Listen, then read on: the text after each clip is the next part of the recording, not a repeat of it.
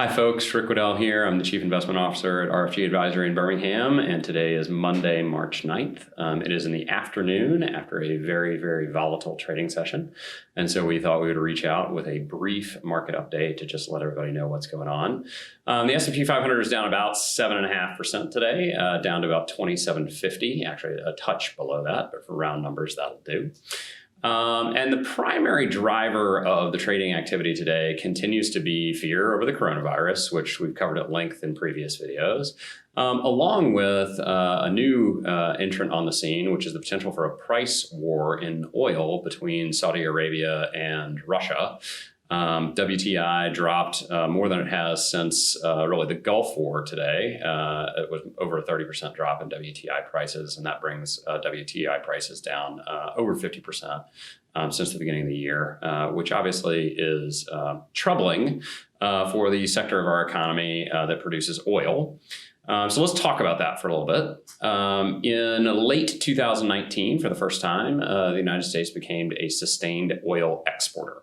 We export about 90,000 barrels of oil a day, which sounds like a lot until you put it into context. 90,000 barrels at about $50 per barrel at about 365 days a year would get you to about $2 billion a year in total oil and natural gas exports that come from this country.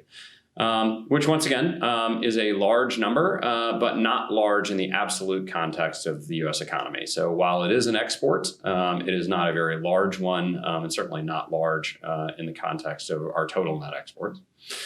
The reason why I bring that up is because from a macroeconomic perspective, it is true that now that we are a net exporter of oil and natural gas, that lower net oil and natural gas prices actually do harm the economy. It's not that large of a harm. If you think about it, if we went from 2 billion in oil and natural gas exports, and that number got shaved by in half down to 1 billion of oil and natural gas exports, that's only $1 billion loss in the context of a $13 trillion economy, which is really not that big of a deal. The way that that flows through the economy, just so everyone's clear, is the value destruction on the production side of the house, the fact that the oil and natural gas companies make a lot less money, is offset by the fact that the 350 million American consumers spend a lot less for their home heating needs, for their energy needs, for their driving needs. And that's really a direct boost to consumer spending because most studies would show that consumers spend that almost immediately when it shows up in their paycheck, or not in their paycheck, in their savings account. So it's not that it's not a disruption. It absolutely is a disruption, and you're seeing that within the markets. If you think about the 2015 and 2016 market hiccup or disruption, that was driven by a collapse in oil prices. This is really no different. The difficulty here is that it's against the backdrop of what's going on with the coronavirus.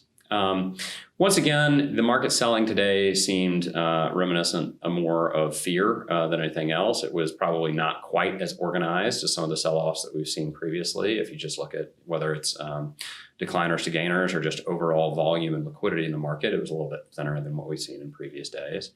And so I once again caution folks, if you have a strategic portfolio allocation, this is exactly what that strategic portfolio allocation was designed to withstand.